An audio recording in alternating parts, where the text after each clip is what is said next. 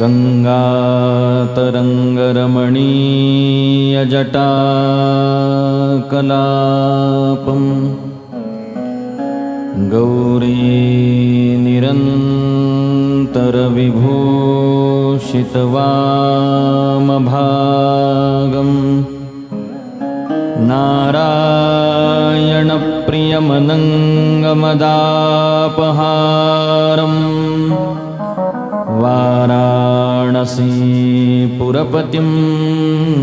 भज विश्वनाथम्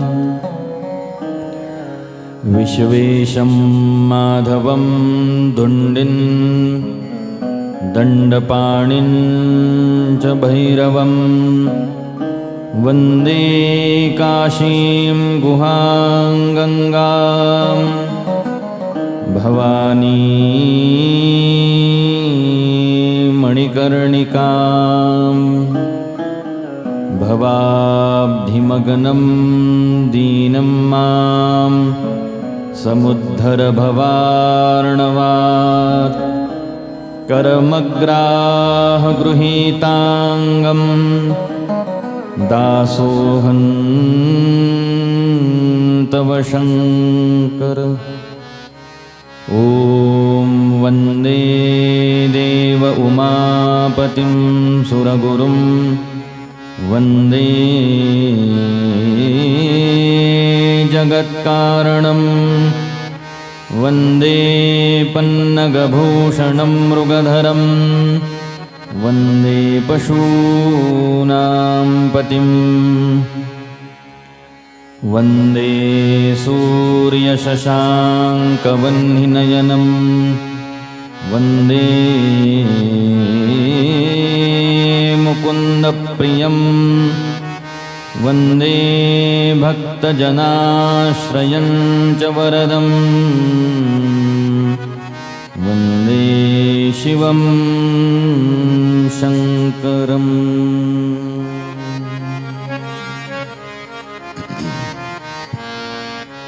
नमः शिवाय ॐ नमः शिवाय हर हर भोले नमः शिवाय नमः शिवाय नमः शिवाय हर हर भोले नमः शिवाय नमः शिवाय ॐ नमः शिवाय हर हर भोले नमः शिवाय नमः शिवाय ॐ नमः शिवाय हर हर भोले नमः शिवाय नमः शिवाय ॐ नमः शिवाय हर हर भोले नमः शिवाय नमः शिवाय ॐ नमः शिवाय हर हर भोले नमः शिवाय नमः शिवाय ॐ नमः शिवाय हर हर भोले नमः शिवाय नमः शिवाय ॐ नमः शिवाय हर हर भोले नमः शिवाय गंगाधराय शिव गंगाधराय हर हर भोले नमः शिवाय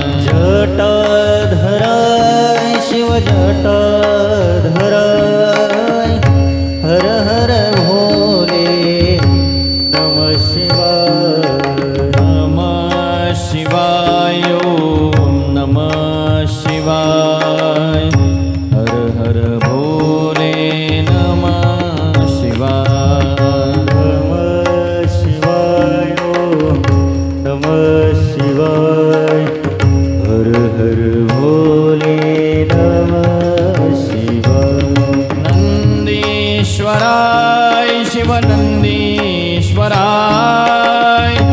हर हर भोले नमः शिवाय नंदीश्वराय शिव नंदीश्वराय हर हर भोले नमः शिवाय नमः शिवाय ओम नमः शिवाय हर हर भोले नमः शिवाय नमः शिवाय ओम नमः शिवाय हर हर भोले नमः शिवाय विश्वेश्वराय शिव विश्वेश्वराय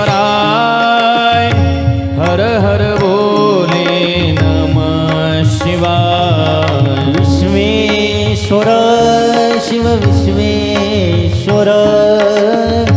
हर हर भोले नमः शिवाय नमः शिवाय ओम नमः शिवाय हर हर भोले नमः शिवाय नमः शिवाय ओम नमः शिवाय हर हर भोले नमः शिवाय गंगाधराय शिव गंगाधराय हर हर भोले नमः शिवाय गंगाधराय शिव गंगाधराय हर हर भोले नमः शिवाय जटाधराय शिव जटाधराय हर हर भोले नमः शिवाय जटाधराय शिव जटाधराय हर हर भोले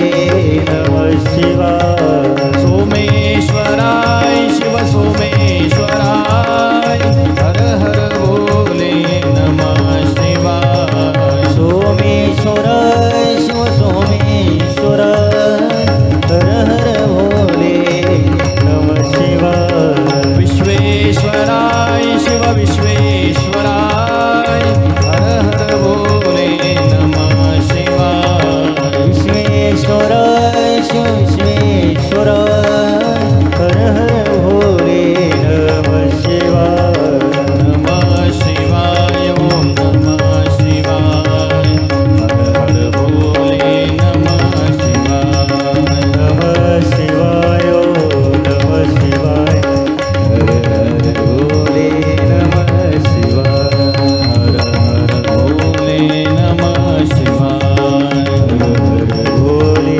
नमः शिवाय हर हर भोले नमः शिवाय हर भोले नमः पार्वती पतये हर हर महादेव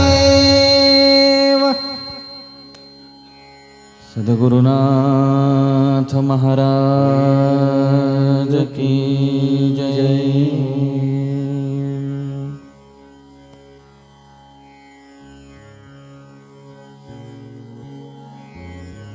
सच्चिदानंद स्वरूप परब्रह्म परमात्मा भगवान श्री सांब सदाशिवांची परमपवित्र कथा शिवमहापुराणाच्या माध्यमातून गेल्या 6 दिवसांपासून आपण सारे भक्त या ठिकाणी श्रवण करत आहोत. अत्यंत परमपवित्र श्रावण महिन्याचा कालावधी, ज्यामध्ये भगवान शंकरांच्या उपासनेला, भगवान शंकरांच्या भक्तीला, भगवान शंकरांच्या पूजेला अनन्यसाधारण अशा प्रकारचं महत्त्व प्राप्त आहे. भगवंतांना प्रसन्न करण्यासाठी, भगवंताची कृपा आपल्या पदरामध्ये पाडून घेण्यासाठी अत्यंत उत्तम, अत्यंत उपयुक्त, अत्यंत अनुकूल अशा प्रकारचा हा काळ सांगितलेला आहे. म्हणून बहुतेक प्रमाणामध्ये भक्त या श्रावण महिन्यामध्ये व्रतस्थ अशा प्रकारे राहतात.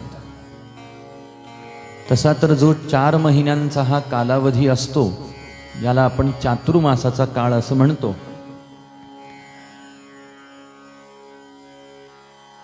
या चातुर्मासाच्या काळात प्रत्येकाने व्रतस्थच राहावं.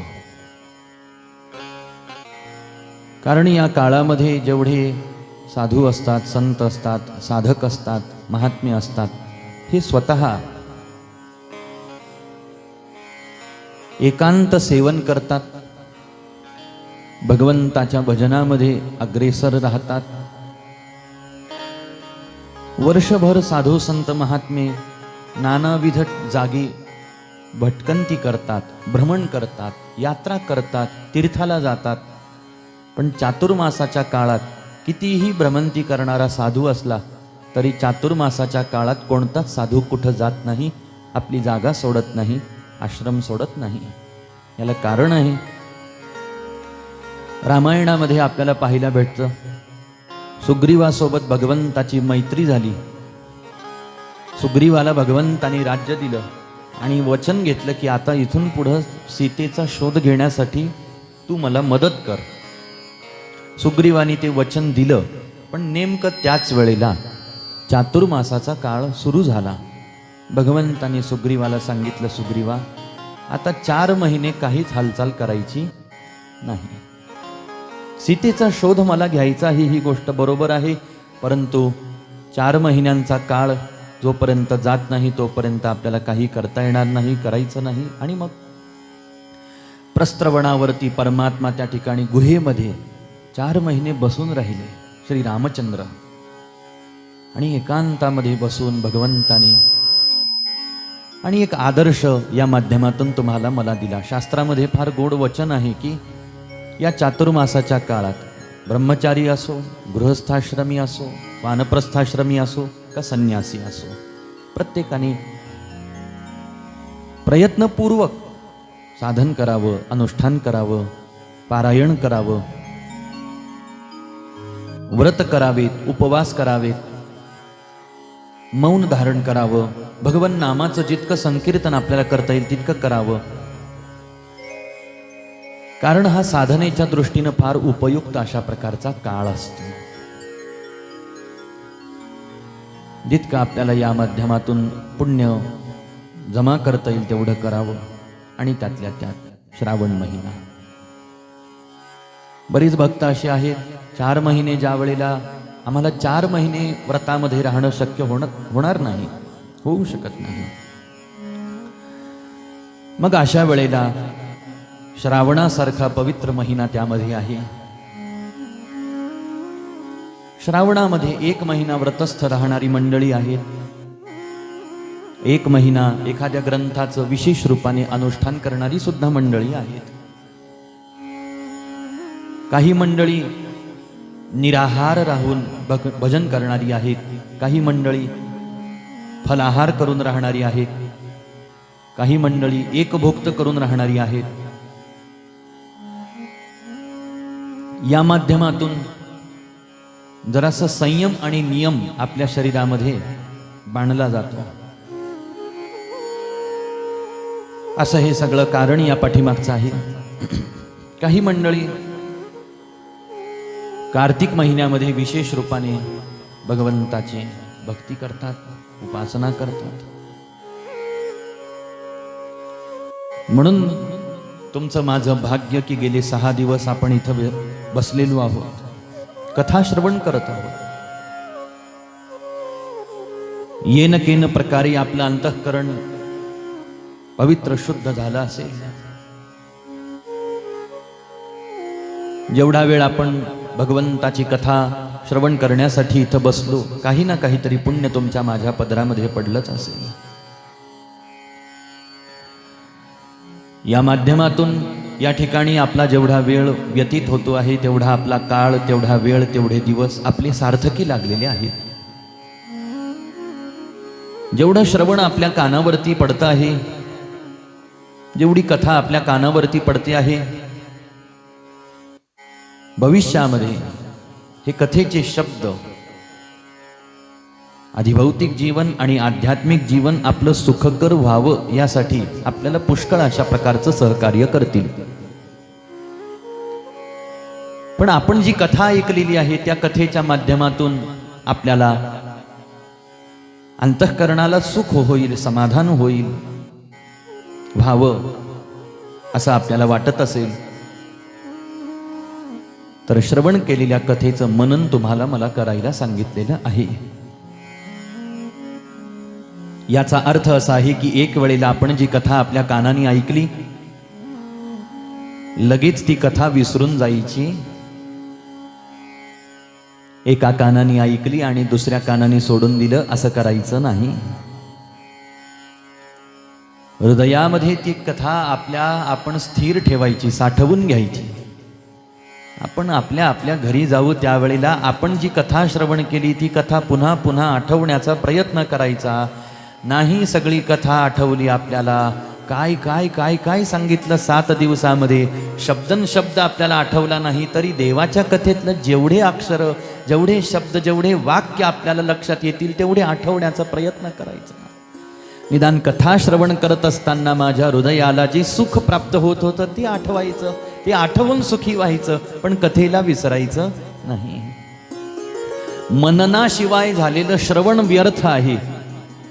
श्रवणं तु कृतं सर्वैर न तथा मननं कृतं.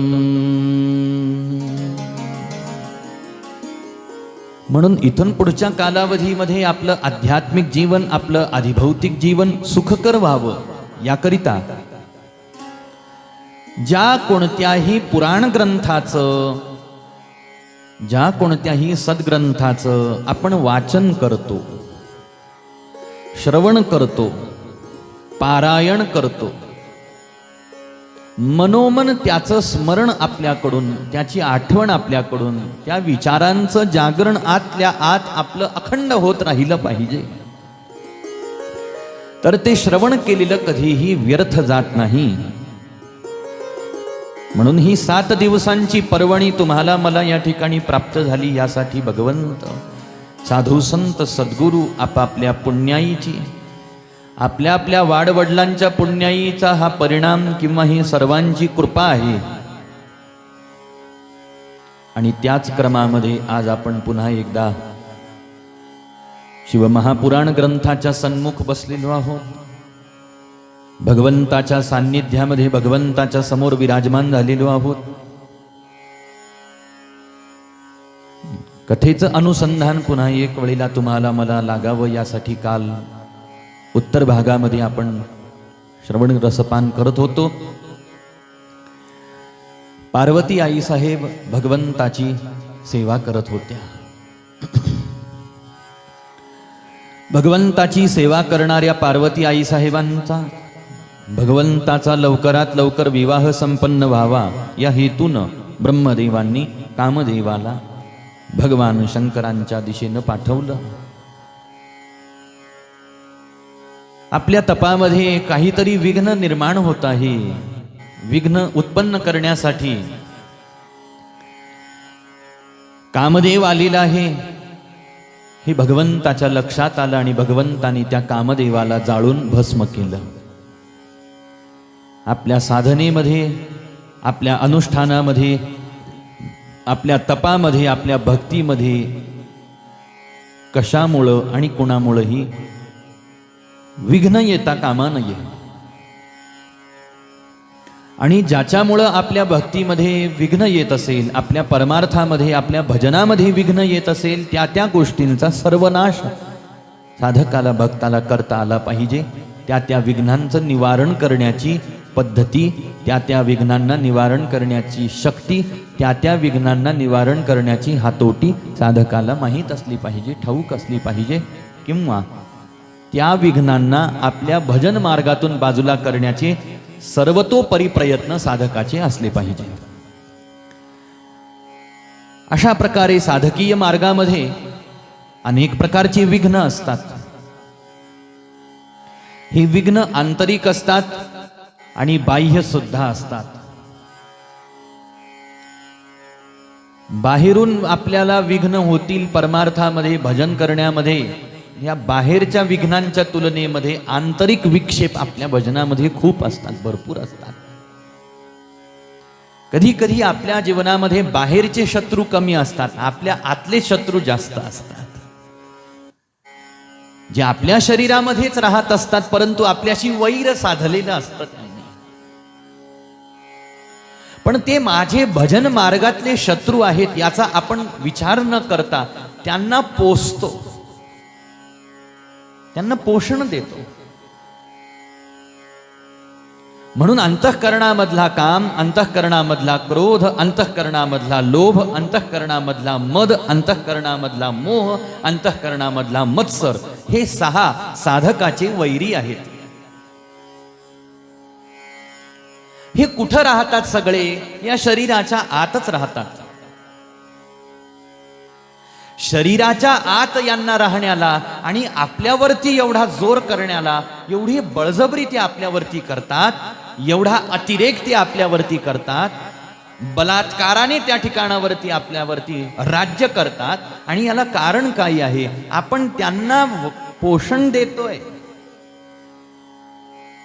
हे पोषण कसं देतोय आपण त्यांना? आपलं पाहणं, आपलं ऐकणं, आपलं खाणं पिणं, आपलं बोलणं, आपलं बसणं उठणं, आपला संग हा काम वाढवणारा आहे, हा क्रोध वाढवणारा आहे, हा लोभ वाढवणारा आहे, हा मद वाढवणारा आहे, हा मोह वाढवणारा आहे आणि हा मत्सर वाढवणारा आहे. मग माझे डोळे, माझं नाक, माझं मुख, माझे कान, माझे हात, माझे पाय, माझं उदर, माझे समस्त इंद्रिय, माझं हृदय, माझं मन, माझी बुद्धी, माझा संग,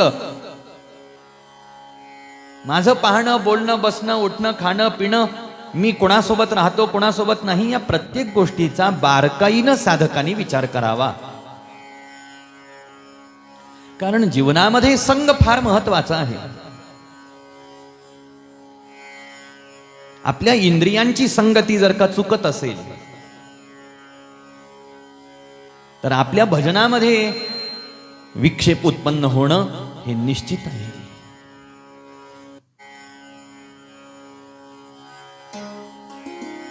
म्हणून देव वसे चित्ती, त्याची घडावी संगती, ऐसे आवडते मना, देवा पुरवावी वासना.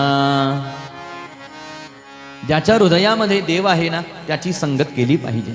आणि म्हणूनच संताची संगत, म्हणूनच साधूंची संगती करायला सांगितली. का? त्यांच्या संगतीनं आपण शुद्ध होतो आणि आपलं भजन शुद्ध होतं. संतांची संगती मनोमार्ग गती, आकळावा श्रीपती येणे पंथे. आपल्याच आणि आपल्या अंतःकरणातल्या या दुर्दम्य वैरींना, दुर्दम्य शत्रूंचा नाश आपल्याला करता येत नाही. आपल्याच्याने आपलं अंतःकरण जितकं शुद्ध करायला पाहिजे तितकं आपल्याच्याने करणं होत नाही. कारण हे शत्रू फार बलवत्तर आहेत, बलवान आहेत. आपण यांना बलवान करण्यासाठी जितके दिवस लावलेले आहेत महाराज, तितक्या दिवसांच्या तुलनेमध्ये हे काही एका दिवसात गप्प बसणारे थोडीच आहेत. काम एका दिवसामध्ये शांत होणार आहे का? क्रोध एका दिवसामध्ये शांत होईल का? लोभ एका दिवसामध्ये शांत होईल का? नाही होणार महाराज. त्याच्यासाठी त्या दृष्टीनं आपल्याला प्रयत्न करावे लागतील. पण आपण प्रयत्न करायला आपल्या आजूबाजूचं वातावरण जर तसं पूरक नसेल तर आपल्या प्रयत्नांना पाहिजे तितकं यश येत नसतं. म्हणून जिथं आपली चित्तवृत्ती या बहिरंग वृत्तीकडे धाव घेणार नाही, बाह्य विषय पदार्थाकडे त्या ठिकाणी धाव घेणार नाही, जिथं आपला काम, क्रोध, लोभ, मोह, मत्सर हे वाढणार नाहीत महाराज, अशा प्रकारचं वातावरण जिथं आहे त्या वातावरणामध्ये साधकांनी राहावं. त्याच्याशिवाय त्याचं भजन दुरुस्त होत नाही, त्याच्याशिवाय त्याची भक्ती, त्याची पूजा ही शुद्ध होत नाही. आणि म्हणून त्याच्यासाठी संतांचा संग, वैष्णवांचा संग, शिवभक्तांचा संग, साधूंचा संग, त्यासाठीच मंदिर, त्यासाठीच आश्रम, त्यासाठीच तीर्थसेवन, त्यासाठीच क्षेत्रावरती निवास तुम्हाला मला करायला सांगितलेलं आहे. नाही आपल्याला कुठं दूर जाता आलं, आपल्या घरातलं वातावरणच एवढं जर का आपण पवित्र ठेवण्याचा प्रयत्न केला, घरात बसून आपल्याला भजन करता येतं.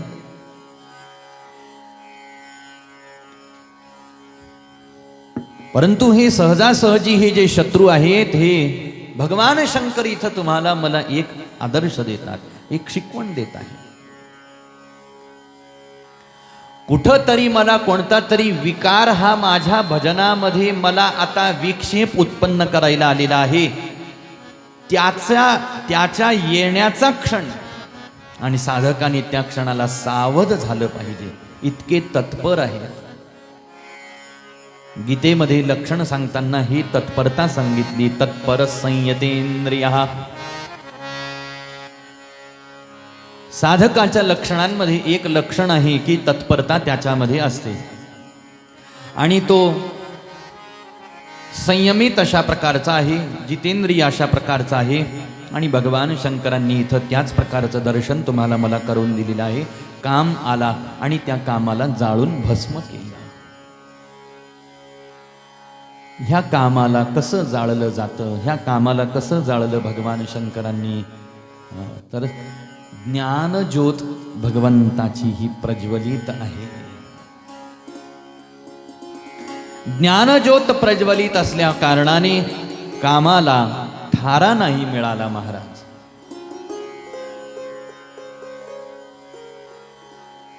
इतका विचार, इतकं मनन, इतकं चिंतन, इतकी एकाग्रता, इतकी सावधानता, एवढी सजगता, एवढी उत्कंठा, एवढी उत्सुकता, एवढी धारणा,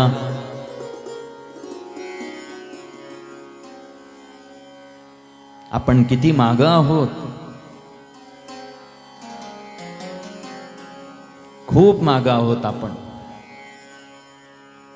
म्हणून त्याच्यापेक्षा जेमतेम आपण जे काही पूजा करतो, भजन करतो, नाम गातो, सत्संग करतो, कथा ऐकतो, तेवढं तरी आपल्याकडून सहज होतंय, निमित्ताने होतंय. ही सुद्धा भगवंताची एक फार मोठी कृपा आहे.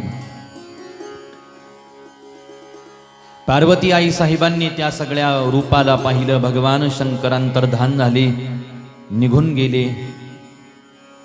पार्वती आई साहेब आपल्या घरी आल्या आणि भगवंताच्या विरहाने पार्वती आई साहेबांचं मन व्याकुळ झालं. पुन्हा एकदा मला भगवंताची भेट, भगवंताचं दर्शन कसं प्राप्त होईल, अशी तळमळ आई साहेबांच्या मनामध्ये उत्पन्न झालेली आहे.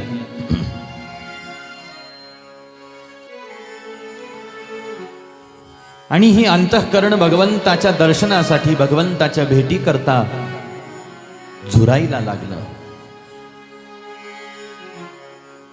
अंतःकरणाला, मनाला, हृदयाला एक प्रकारची झुरणी लागते महाराज. आणि ही झुरणी अंतःकरणाला लागल्याचा परिणाम, हे जे अंतःकरण झुरायला लागलं भगवंताच्या दर्शनासाठी, भगवंताच्या भेटीसाठी, प्राप्तीसाठी,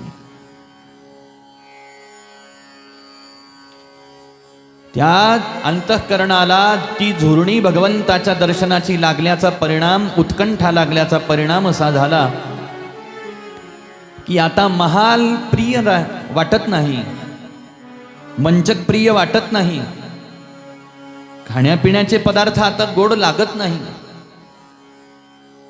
इतरांचा संग आता गोड लागत नाही, सुखभोगाच्या गोष्टी आता त्रास द्यायला लागल्या. कारण मनाला ज्याची ओढ आहे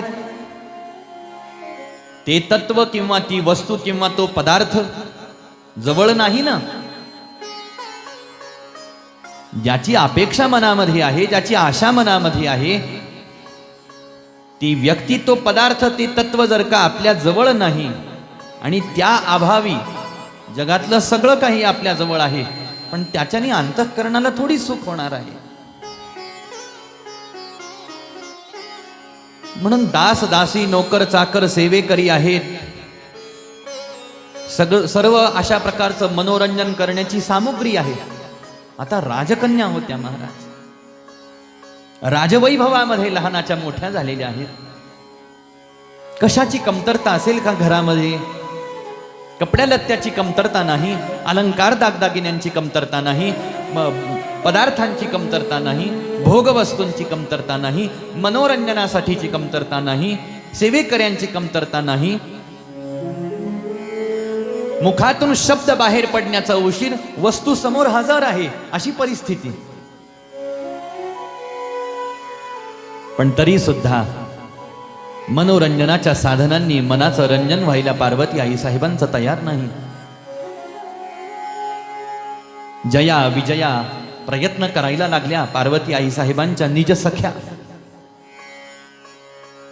की पार्वती आई साहेबांच्या मनाला आम्ही शांतता द्यावी, कुठंतरी यांना बाग बगीचा दाखवायला न्यायचं, कुठंतरी एखादा पदार्थ सेवन करायला द्यायचा, काहीतरी बिंजण वारा त्या ठिकाणावरती घालायचा, नाहू माखू घालायचं, काहीतरी करायचं ज्याच्याने त्यांचं मन कुठंतरी रमेल, या मनाची वेदना त्या ठिकाणी शांत होईल. परंतु तसं काही भक्ताच्या संबंधामध्ये होत नाही.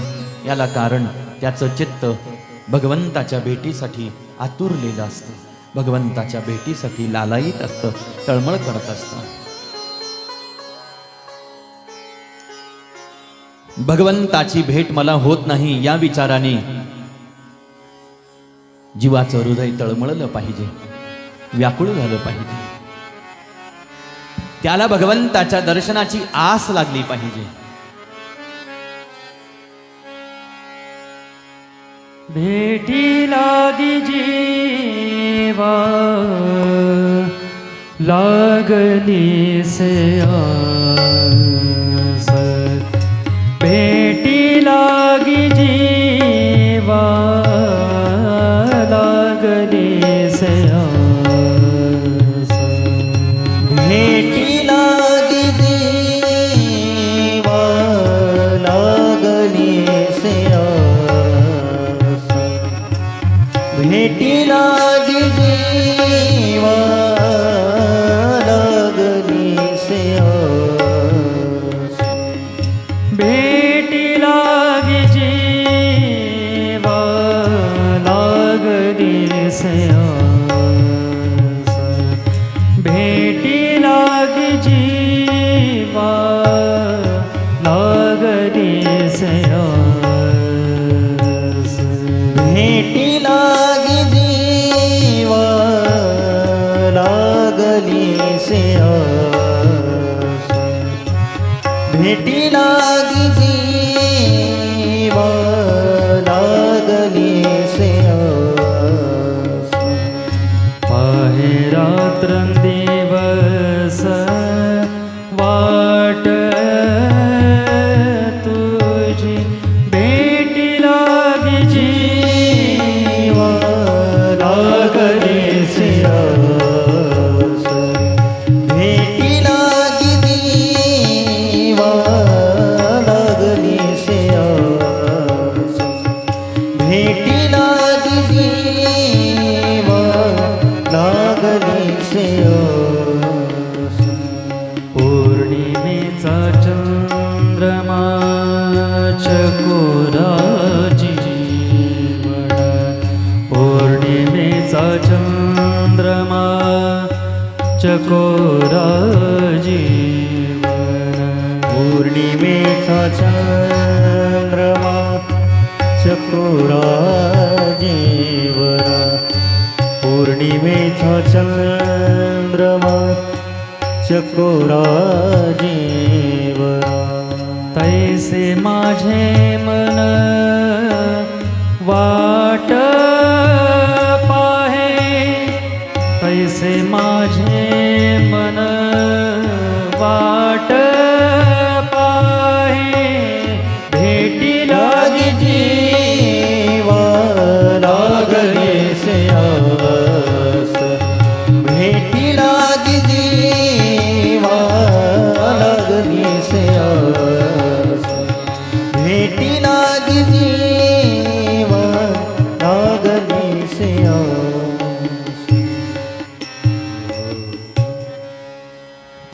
भगवंताच्या दर्शनाची आस जीवाला लागली पाहिजे. आस अर्थात आशा. भगवंताच्या दर्शनाशिवाय भगवंताच्या सेवेशिवाय पार्वती आई साहेबांसारख्या भक्तांना एक क्षणही करमत नाही. आणि आपण जर का आपला स्वतःचा विचार केला तर देवाच्या स्मरणाशिवाय आपण किती वेळ राहतो,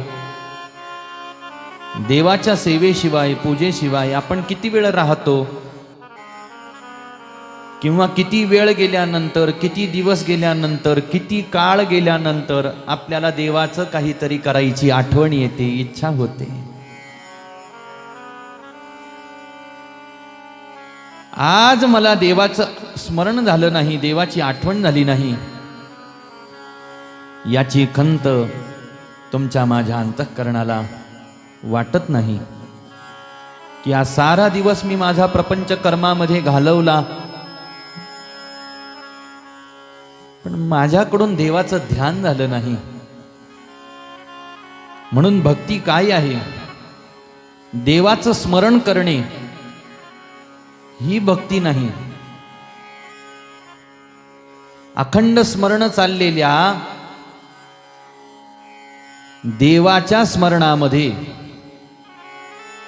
किंचित विक्षेप झाल्यानंतर चित्तामध्ये उत्पन्न होणारी व्याकुळता म्हणजे भक्ती आहे.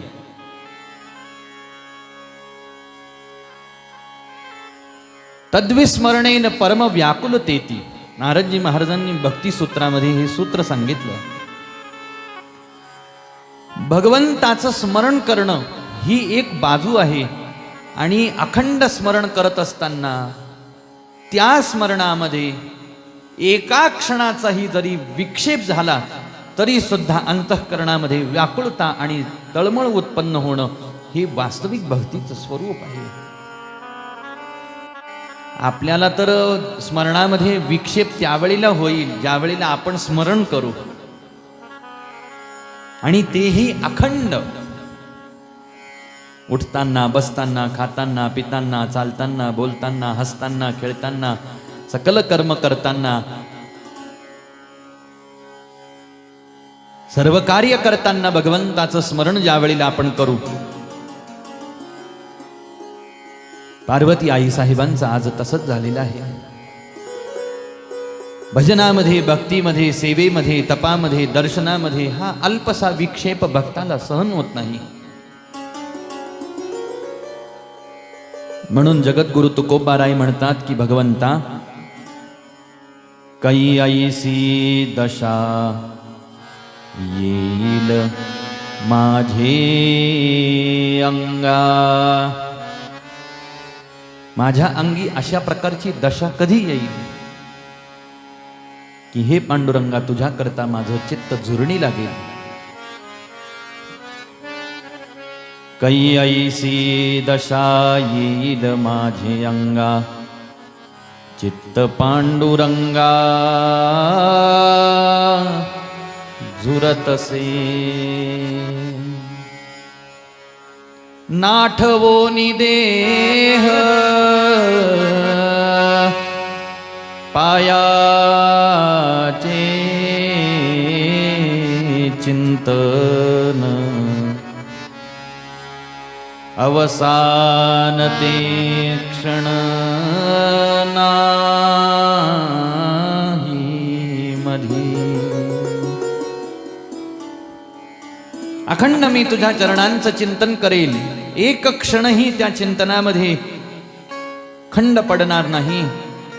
आणि अखंड माझं चित्त भगवंताच्या पांडुरंगरायाच्या दर्शनाकरता, सांब सदाशिवांच्या दर्शनाकरता झुरत राहील माझं चित्त. त्या चित्ताला झुरणी लागेल. देवाच्या दर्शनाशिवाय त्याच्या मनामध्ये कशाची आशा शिल्लक राहणार नाही. आणि अशी अवस्था माझ्या हृदयाला कधी प्राप्त होईल?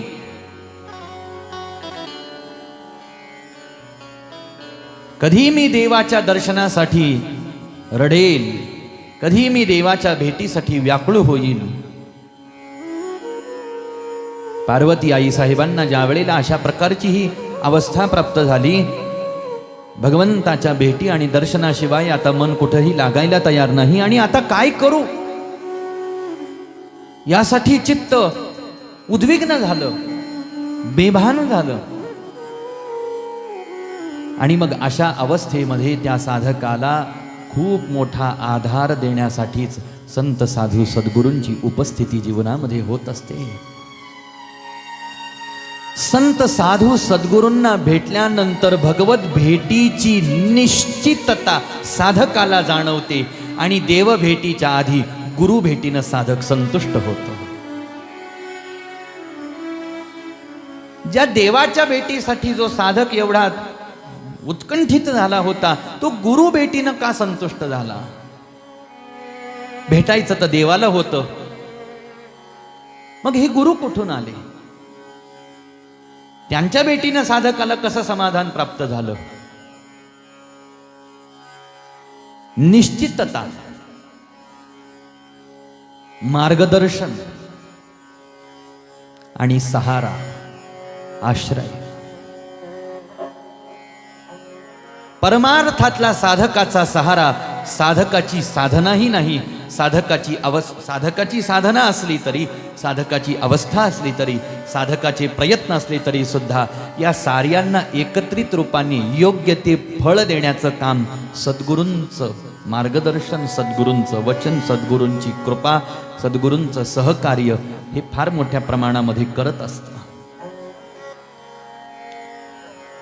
नारदजी महाराजांचं आगमन आई साहेबांच्या महालामध्ये झालं आणि गुरुमूर्तीला आलेलं पाहिलं. आणि आई साहेबांचं, पार्वती आई साहेबांचं मन धावत पळत पुढं गेल्या. गुरुमूर्ती सद्गुरु सद्गुरु नारदांना त्या ठिकाणावरती वंदन केलं, नमस्कार केला, अभिवादन केलं. बरं झालं आज गुरु महाराज तुमचं आगमन या राजमहालामध्ये झालं, कारण माझ्या जीवनामध्ये अशा प्रकारची परिस्थिती उत्पन्न झाली, अशा प्रकारची संभ्रमावस्था उत्पन्न झालेली आहे. आता तुमच्याशिवाय कोणीही माझ्यावरती काही कृपा करू शकत नाही. भौतिक जीवनातले काही आश्रय असतात आणि पारमार्थिक जीवनातले काही आश्रय असतात, काही सहारे असतात. प्रपंचामध्ये अनेक आश्रय असतील, पण परमार्थातला एकमेव आश्रय असतो. परमार्थात अनेक आश्रय नाहीत, अनेक आश्रय नसतात. गुरुदेव दया करके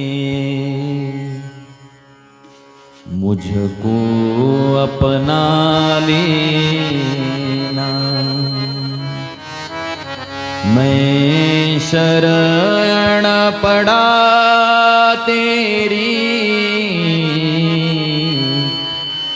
चरणों में जगह देना. गुरुदेव दया करके मुझको अपना लेना, मैं शरण पड़ा तेरे, चरणों में जगह देना. गुरुदेव दया करके करुणानिधि नाम तेरा,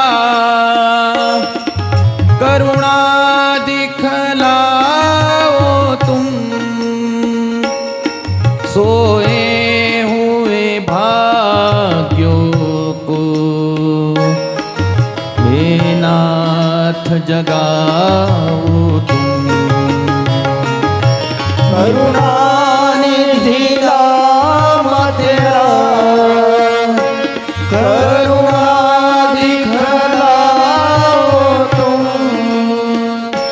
सोए ये भाग्य को हे नाथ जगाओ। मेरी नाव भंवर डोले, उसे पार लगा देना।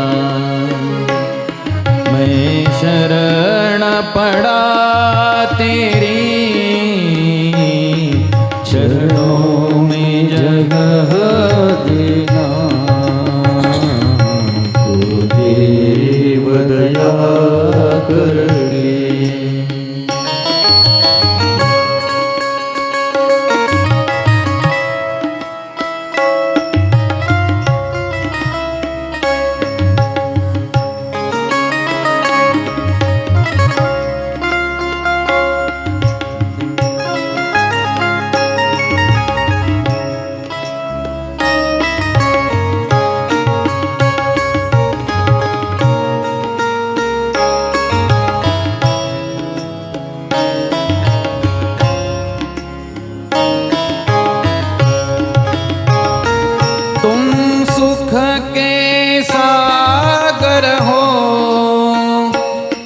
निर्धन के सहारे हो, इस तन में समाए हो। मुझे प्राणों से प्यारे तुम सुख के सागर हो, निर्धन के सहारे हो, इस तन में समाए हो। प्राणों से प्यारे हो। नित माला जपूं तेरी, नहीं दिल से भुला देना। मैं शरण पड़ा तेरी, चरणों में जगह देना। गुरुदेव दया करके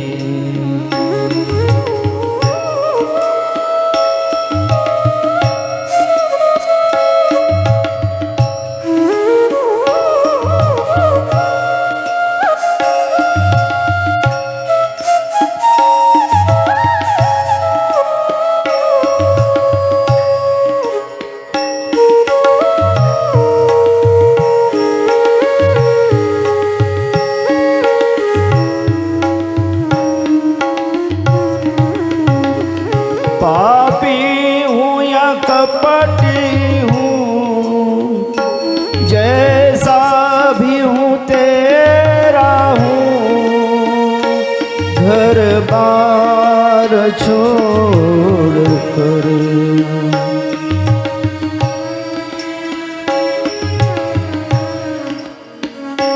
पापी हूँ या कपटी हूँ, जैसा भी हूँ तेरा हूँ।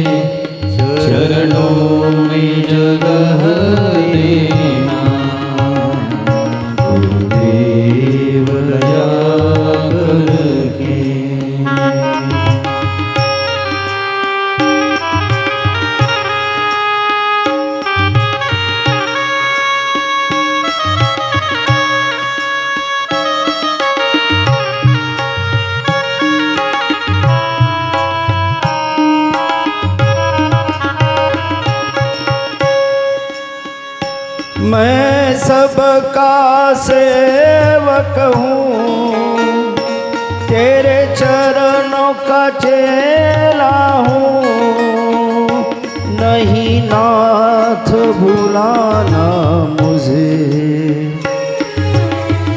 जग में अकेला हूँ। मैं सबका सेवक हूँ, तेरे चरणों का चेला हूँ, नहीं नाथ भुलाना मुझे, इस जग में अकेला हूँ। तेरे दर का भिखारी हूँ, मेरे दोष मिटा देना, मैं शरण पड़ा तेरे चरणों में जगह देना, गुरुदेव दया करके मुझको अपना लेना। मैं शरण पड़ा तेरे चरणों में जगह देना, चरणों में जगह देना, चरणों में जगह देना। अत्यंत करुणार्द्र अंतःकरणाने, व्याकुळ अंतःकरणाने सद्गुरूंची सर्व भावे शरणागती या स्थानावरती, या ठिकाणावरती, या जागेवरती, या अवस्थेमध्ये साधकाकडून, सत्शिष्याकडून घडावी. आणि मग नारदजी महाराजांना अशा प्रकारची प्रार्थना पार्वती आईसाहेबांनी केली. नारदजी महाराजांनी पार्वती आईसाहेबांना प्रेरणा केली, पार्वती, भगवान शंकरांची कृपा पुन्हा तुझ्यावरती व्हावी असं वाटत असेल तर तुला तपश्चर्या करावी लागेल, कारण भगवंत सहजासहजी तुझा अंगीकार करणार नाही. मागच्या जन्मामध्ये भगवंतानी सहजासहजी अंगीकार केला, स्वीकार केला पार्वती आईसाहेबांचा, पण या जन्मामध्ये नाही. कारण पार्वतीच्या अंतःकरणातला, पूर्वजन्मामध्ये ज्या कारणानं पार्वतीला माझा वियोग, माझा विरह सहन करावा लागला, माझ्या द्वारे ज्या कारणाने तिचा त्याग झाला, ते दोष पार्वतीच्या अंतःकरणातले पूर्णपणे जळून जात नाही तोपर्यंत मी तिचा आता स्वीकार करणार नाही. आणि हे दोष कसे जळतील तर खडतर अशा प्रकारची तपश्चर्या पार्वतीला करावी लागेल. आणि तपाशिवाय देव तुमच्या माझ्यावरती सुद्धा प्रसन्न होऊ शकत नाही. देवाच्या प्रसन्नतेसाठी तप करण्याची आपली तयारी असली पाहिजे. पार्वती आईसाहेबांना तपश्चर्येची प्रेरणा नारदजी महाराजांनी दिली. आईसाहेबांच्या लक्षात आलं, असा घरात बसून मला देव मिळणार नाही. देवाच्या भेटीसाठी मला आता खडतर प्रयत्न करावे लागतील. मी करेन. तत्क्षणी राजमहालाचा त्याग केला. आईला सांगितलं, आई, मी तपश्चर्या करायला वनामध्ये चाललेली आहे. आपली कोवळी लेक, तरुण वयामध्ये असलेली कन्या एकटी वनामध्ये राजमहाल सोडून जाण्याचा विचार करते आहे. जंगलामध्ये राहणार, खाणार काय, पिणार काय, थंडी, ऊन, वारा, पाऊस, हिंस्त्र, श्वापद, परंतु कशाचाही विचार केला नाही पार्वती आईसाहेबांनी. आणि आईला नमस्कार करून, आईची परवानगी घेऊन घनदाट अशा प्रकारच्या अरण्यामध्ये, जंगलामध्ये आईसाहेब आल्या. हिमालय भगवंतानी जया आणि विजयाला पार्वती आईसाहेबांच्या सोबत पाठवलं.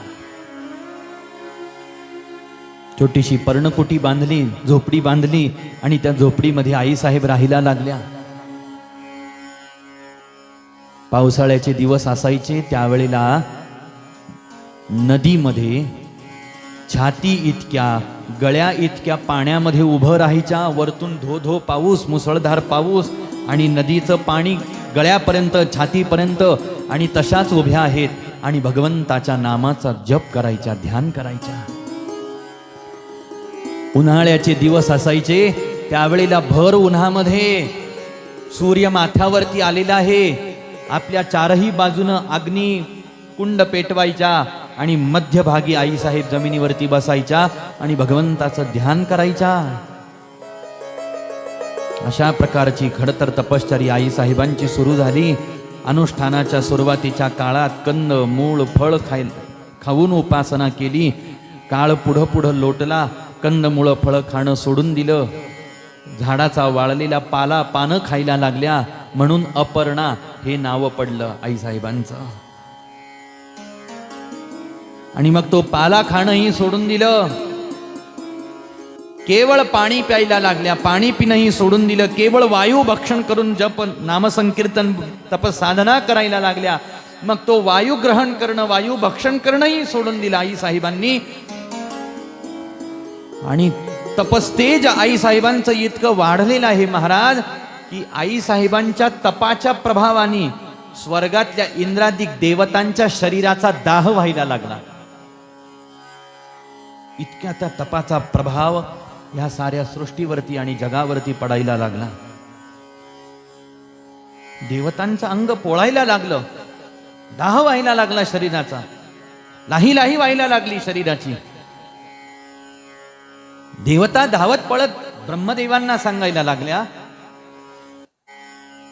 पार्वती आईसाहेब इतकं खडतर तप करत आहेत, तपश्चर्या करत आहेत, कुणीतरी भगवान शंकरांना सांगा, तुम्ही एकदा प्रसन्न व्हा पार्वती आईसाहेबांवरती आणि त्यांचं काही मनोगत असेल ते पूर्ण करा. भगवान शंकरांपर्यंत निरोप आला. तुमच्या भेटीसाठी, तुमच्या प्रसन्नतेसाठी आईसाहेबांनी आतापर्यंत पुष्कळ अशा प्रकारचं खडतर तप आरंभ करून झालेला आहे. आता तुम्ही त्यांच्यावरती कृपा करा, त्यांना दर्शन द्या. भगवंत म्हणतात, मी पाहतो, माझं लक्ष आहे ना. सप्तऋषी आले. सप्तऋषींना पार्वती आईसाहेबांची परीक्षा घेण्याची प्रेरणा दिली गेली. सप्तऋषींनी पार्वती आईसाहेबांची परीक्षा घेतली. शिवभक्तीपासून बाजूला करण्याचे प्रयत्न झाले. आईसाहेब बाजूला झाल्या नाही. या जगात कोणी येऊन काही मला कितीही सांगितलं तरी सुद्धा मी आता भगवान शंकरांची भक्ती सोडणार नाही आणि देवाला प्रसन्न करण्याचा ध्यास मी सोडणार नाही.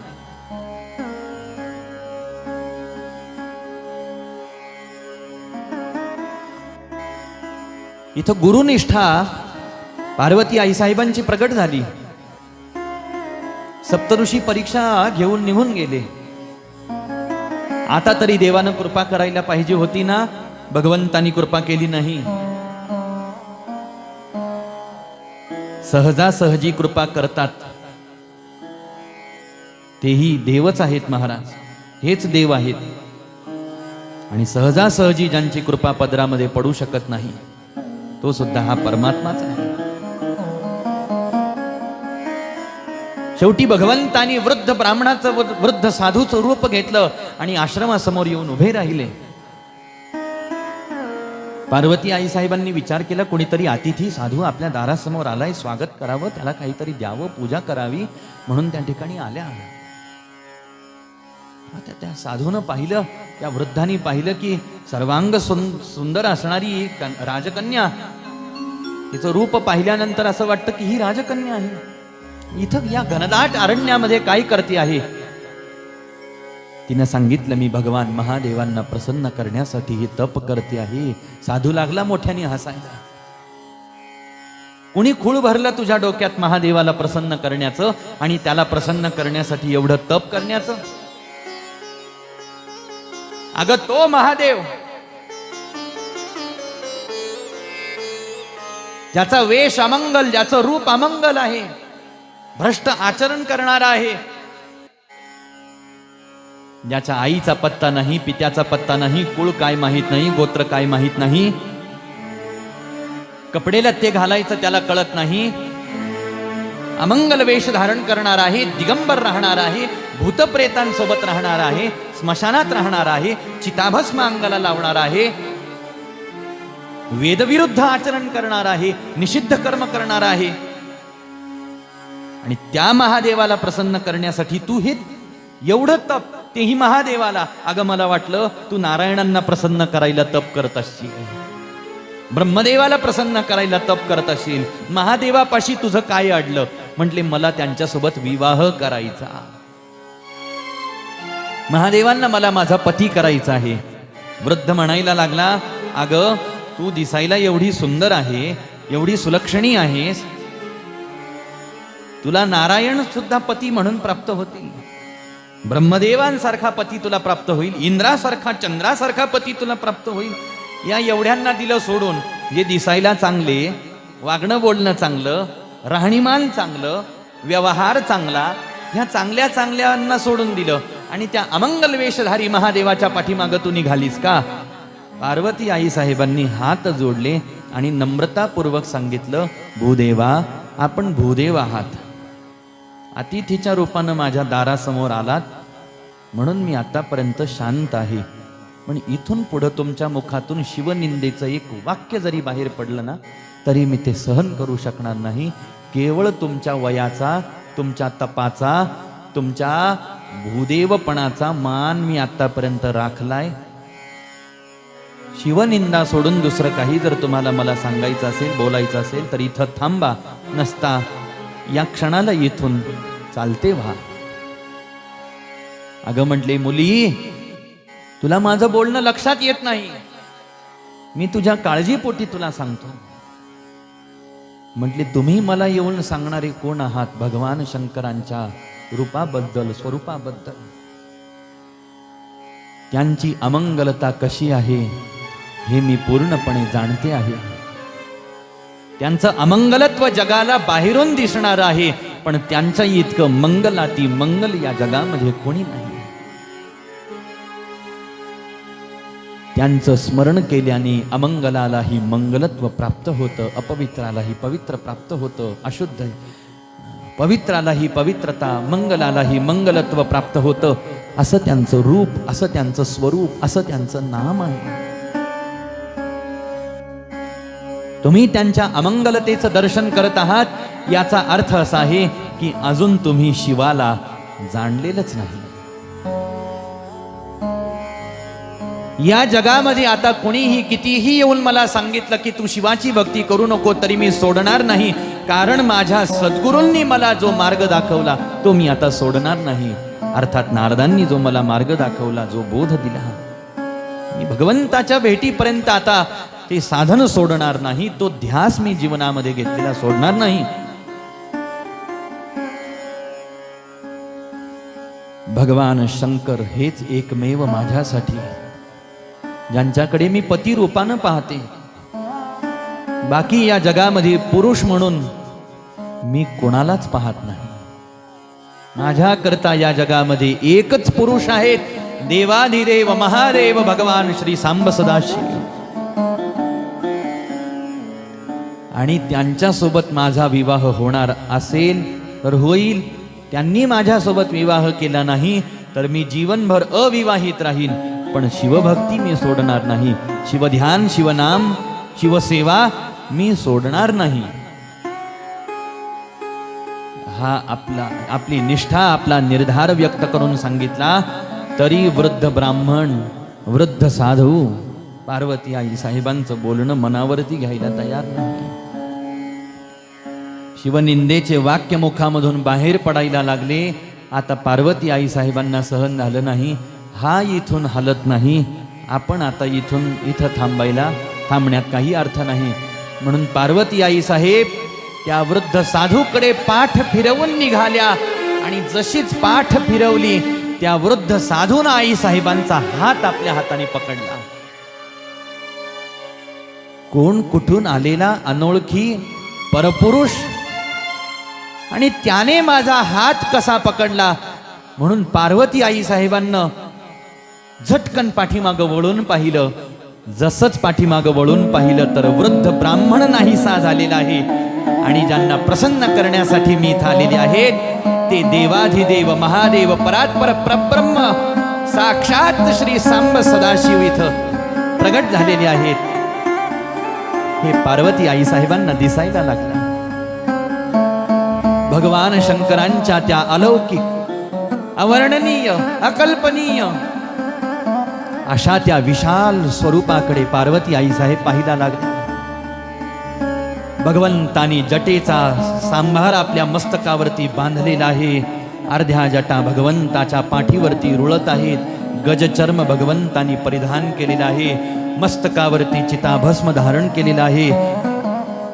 जटेमध्ये चंद्रदेव विराजमान झालेले आहेत. रुद्राक्षाच्या माळा गळ्यामध्ये आहेत. वासुकी नावाचा सर्प गळ्यामध्ये आहे. आणि अलौकिक तेज भगवंताच्या शरीरामधून त्या ठिकाणी बाहेर पडत आहे. कापुरासारखा पांढरा शुभ्र गौर वर्ण आहे भगवंताचा. मंद मंद स्मित हास्य आहे. आणि जगातली सारी करुणा भगवंताच्या नेत्ररूपाने मूर्तिमंत होऊन विराजमान झालेली आहे. त्या शंकरांच्या, त्या सांब सदाशिवांच्या नेत्राकडे पार्वती आई साहेबांनी एक क्षण पाहिलं आणि दुसऱ्याच क्षणाला लाजेनं आपली मान जमिनीकडे वळवली आणि आपल्या पायाच्या अंगठ्यानं जमीन उकरायला लागल्या. आई साहेब लज्जित अंतःकरण झालं. डोळ्यामधून आनंदाचे अश्रू वाहिला लागले आहेत की आज माझं तप सफल झालं. आज माझ्या सद्गुरूंनी मला दिलेलं साधन सिद्ध झालं. सद्गुरूंचा आशीर्वाद आज परिपूर्ण झालेला आहे. आणि ज्यांच्या दर्शनासाठी, ज्यांच्या भेटीसाठी माझं अंतःकरण व्याकुळ झालेलं होतं, त्या भगवंताचं मला पुन्हा एक वेळेला दर्शन झालेलं आहे. या आनंदाने हृदय भारावून गेलं. आनंदाचे अश्रू नयनामधून वाहिला लागले. एवढंच नाही तर त्यांच्याकडे पाठ फिरवून जाणाऱ्या मला स्वतःच्या हाताने माझा हात धरून थांबवला. प्रसन्न अंतःकरण झालेले भगवान शिव आई साहेबांना प्रश्न विचारायला लागले. पार्वती, तुझी काय इच्छा आहे मला सांग. आई साहेब म्हणतात, माझी काय इच्छा आहे ती आपण पूर्णपणे जाणत आहात. जी माझी इच्छा आहे ती इच्छा न बोलता सुद्धा तुम्हाला ठाऊक आहे. म्हणून जे तुमच्या मनामध्ये येईल, जे तुम्हाला द्यायचं असेल, जी कृपा करायची असेल, जो वर जो आशीर्वाद द्यायचा असेल तो तुम्ही द्या. भगवान शंकरांनी अंतःकरण जाणलं आणि भगवंत म्हणतात, पार्वती तू माझी धर्मपत्नी होऊन जा. मी तुझा स्वीकार करायला तयार आहे. चल माझ्यासोबत कैलास लोकामध्ये. पार्वती आई साहेब म्हणायला लागल्या, मी अशी तुमच्या सोबत येणार नाही. तुम्ही माझ्या घरी या. माझ्या आई वडिलांना विवाहाची मागणी त्या ठिकाणावरती घाला. विवाहाचा प्रस्ताव ठेवा. विधीपूर्वक माझ्यासोबत थाटामाटात लग्न करा, सोहळा करा आणि मग मला आनंदाने घेऊन जा. वर दिला, आशीर्वाद दिला, मी येईन, आश्वासन दिलं. भगवंतांतर्धान झाले. आई साहेब आपल्या राजमहालामध्ये आल्या. आई आणि वडिलांना आनंदाने सांगितलं ही सारी वार्ता. आणि त्याच वेळेला ब्रह्मदेवांना, सरस्वती मातेला भगवान शंकरांनी बोलवून घेतलं. म्हटले, आता मला पार्वतीसोबत विवाह करायची इच्छा झालेली आहे. माझ्या वतीनं तुम्ही मध्यस्थी होऊन जा आणि विवाहाचा प्रस्ताव तिथं त्या ठिकाणी मांडा. ब्रह्मदेव आले, सरस्वती माता आल्या. हिमालय भगवंत मैनावती आई साहेबांसमोर विवाहाचा प्रस्ताव मांडला.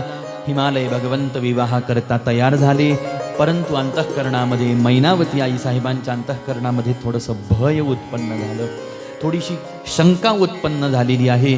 भगवान शंकरांच्या स्वरूपाच्या संबंधामध्ये माझी पार्वती एवढी गुणी आहे, एवढी सुलक्षणी आहे, राजमहालामध्ये लहानाची मोठी झालेली आहे आणि तिथं योगी, दिगंबर, भूतप्रेतांसोबत राहणाऱ्या, चिताभस्म लावणाऱ्या, अमंगल वेशधारी शंकरांचं आगमन झालं. पार्वती आई साहेब सख्यांसहित विवाह मंडपामध्ये येऊन विवाह वेदीवरती उभ्या राहिल्या. अत्यंत आनंदामध्ये, हर्षोल्लासामध्ये त्या ठिकाणावरती विवाह समारंभ प्रारंभ झालेला आहे. भूदेवांनी मंगलाष्टकाचं गायन केलेलं आहे. अग्नीच्या, भूदेवांच्या साक्षीनं त्या ठिकाणी समस्त देवतांच्या उपस्थितीमध्ये भगवंताचा आई साहेबांचा सोहळा, विवाह सोहळा त्या ठिकाणी संपन्न होतो आहे. मंगलम भगवान शंभू मंगलं गरुडध्वजः मंगलं पार्वतीनाथो मंगलायतनो हरः नमः पार्वतीपतये हर हर महादेव.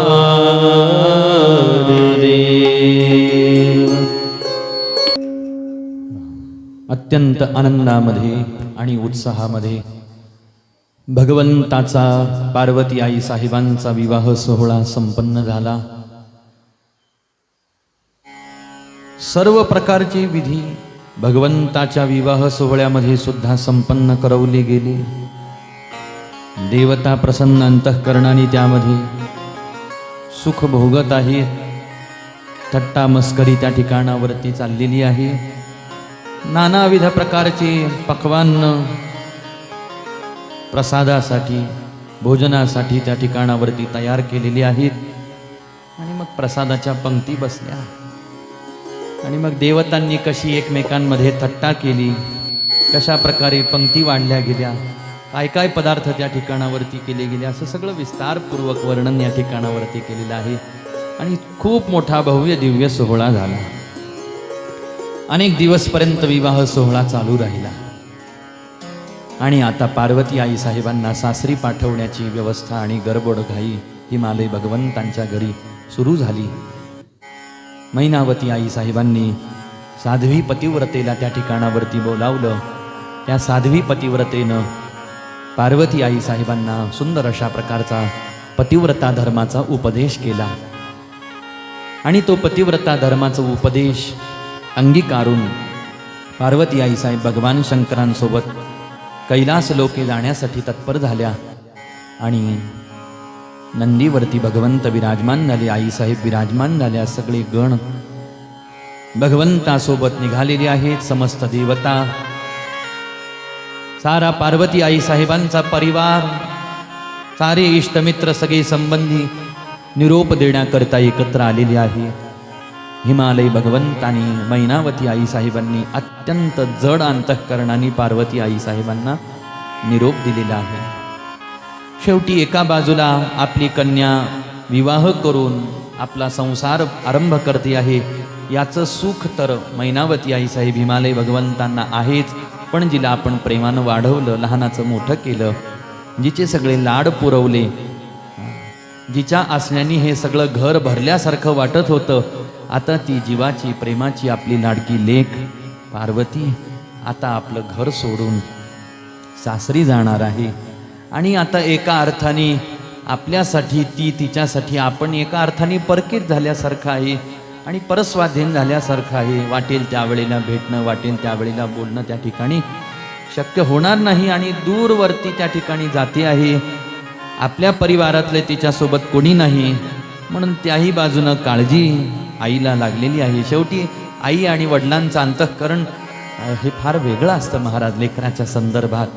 आणि त्यातल्या त्यात कन्येच्या बाबतीमध्ये तर फारच हळवं अंतःकरण असतं. ही अवस्था तुमची माझीच. आपल्या घरातल्या लेकीला, आपल्या घरातल्या कन्येला, आपल्या घरातल्या बहिणीला सासरी पाठवताना तुमची माझीच होते असं नाही, तर ज्या ज्या माता पित्यांवरती हा प्रसंग आला, आज हिमालय भगवंत मैनावती आई साहेबांवरती ही वेळ आली. एक काळ असा की ज्या कालावधीमध्ये जनकजी महाराजांवरती हा प्रसंग आलेला आहे. आपल्या कन्येला, सीता मातेला त्या ठिकाणी सासरी पाठवत आहेत, पाठवणी करत आहेत. पण भगवान शंकर आश्वासन देत आहेत, तुम्ही तुमच्या कन्येच्या सुखाची काळजी करू नका, चिंता करू नका. जसं तुम्ही तुमच्या पार्वतीला आजपर्यंत लहानाचं मोठं केलं, सुखामध्ये, समाधानामध्ये, आनंदामध्ये वाढवलं, कैलासामध्ये ही पार्वती तितक्याच सुखात, आनंदात, समाधानात राहील. स्वतः परमात्मा आश्वासन देत आहेत. मग आता तिथं शंका, कुशंका, अविश्वास करण्याचं काही कारण नाही. समाधानाने विदाई त्या ठिकाणावरती आई साहेबांची झाली. पुन्हा एकदा समस्त मंडळींनी पार्वती आई साहेबांचं स्वागत कैलास लोकामध्ये केलेलं आहे. भगवंताचे सारे गण आनंदाने नाचत आहेत, उड्या मारत आहेत, आई साहेबांचं आगमन झाल्याचं सुख व्यक्त करत आहेत. भगवंत आईसाहेबांसोबत विराजमान झालेले आहेत. कौतुकानं पार्वती आईसाहेबांकडे पाहत आहेत. पार्वती आईसाहेब भगवंताकडे पाहत आहेत आणि भगवंत म्हणतात, सती, तुला माझ्याशिवाय राहावलं नाही ना? शेवटी पार्वती होऊन तू पुन्हा कैलास लोकामध्ये आलीच. याचा अर्थ असा आहे की सती आई साहेबच पुन्हा पार्वती होऊन कैलास लोकामध्ये आलेले आहेत. आनंदाने भगवंताचा गृहस्थाश्रम पुन्हा एकदा दुसऱ्यांदा आरंभ झाला आणि भगवंताचा तो आनंदाचा गृहस्थाश्रम पाहून सारे गण निश्चिंत आहेत. साऱ्या देवता निश्चिंत झाल्या, सुखात आहेत, आनंदात आहेत. ब्रह्मदेवांना चिंता, देवतांना चिंता होती, कारण तारकासूर नावाचा असुर जन्माला आलेला होता आणि त्या असुरानं ब्रह्मदेवांना वर मागितला होता की भगवान शंकरांच्या औरस पुत्रापासून माझा मृत्यू झाला पाहिजे. औरस पुत्रापासून याचा अर्थ जो प्रत्यक्ष साक्षात भगवान शंकरांच्या तेजापासून ज्याचा जन्म झालेला आहे असा. त्यावेळेला भगवंताचा विवाह, पहिला विवाह मोडलेला होता. अगोदरच यांना विवाह करायची इच्छा नाही. त्यात पहिलं लग्न झालं, ते लग्न मोडलं आणि मग आता हे मुळातच वैराग्यवान, त्यात पहिला विवाह मोडला, आता पुन्हा दुसऱ्यांदा काही हे विवाह करणार नाहीत याचा पक्का विश्वास तारकासुराला झालेला होता. मग आता यांनी जर विवाह केला नाही तर यांना संतती होईल का? यांना लेकरू होईल का? नाही होणार.